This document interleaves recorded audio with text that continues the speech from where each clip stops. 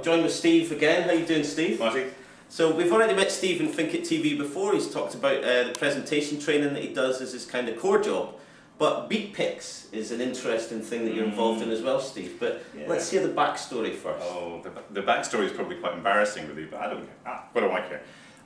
I originally came to London from Edinburgh with a freshly minted degree under my armpit to be a photographer, and I worked on some really dodgy magazine titles, and then got recruited by a magazine which is now no longer published, called Radio and Record News, which was it was the magazine for the independent radio networks at the time. This was back in the, I guess, the 70s, early 80s. And I, through there, gradually got into rock and roll, taking pictures of bands, taking pictures of concerts, going on tour, big time. And I may be a bold old fart now, but at the time I was actually a bold young fart.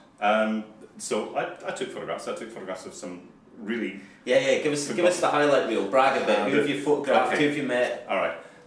The Who, Bowie, Paul Young, Carlos Santana, Thin Lizzy, who else? Will that do? Yeah. These can all be Googled for the under 30s, by the way. Yeah, sadly old. Yeah. But I also went on tour in the States and around Europe with a bunch of know-nothing punk bands who have thankfully disappeared into the mires of YouTube and people's vinyl.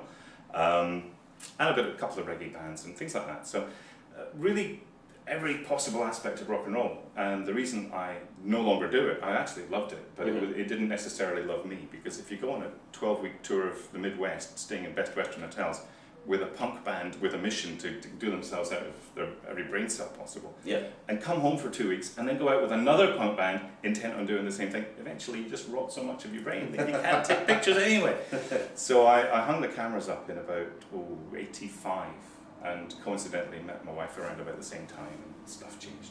And I've just latterly, more as a hobby than anything else, with the advent of good digital photography, I've kind of gone back into it a wee bit. Okay, and Beatpix is part of that. That represents a lot of your history and stuff. So tell us about what you can get on Beatpix. Beatpix is actually a brilliant site. They are, if you like, a reservoir of photographic brilliance, in that there are musicians and musical images from all the way through, from the stuff I did and some older stuff, all the way through to the current festival scene and rock bands. And photographers are invited to submit pictures. There are some good ones. There are some amateur photographers who are producing brilliant stuff, and there are a lot of good professional photographers, current and of the past, like me. And the photographs can be bought. They can be bought as canvases, they can be bought as posters, I don't know, placemats, mats, whatever.